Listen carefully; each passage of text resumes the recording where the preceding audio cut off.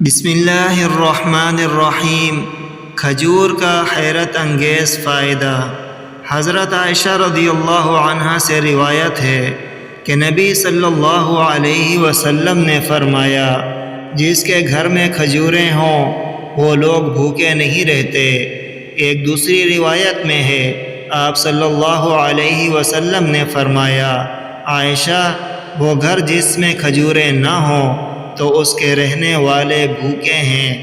آپ صلی اللہ علیہ وسلم نے 2 یا 3 مرتبہ فرمایا۔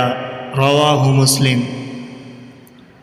وعن عائشة رضی اللہ عنہا ان النبی صلی اللہ علیہ وسلم قال لا يجوع اہل بیت عندهم التمر، وفي رواية قال يا عائشة بيت لا تمر فيه جياع أهله، قالها مرتين أو ثلاثا۔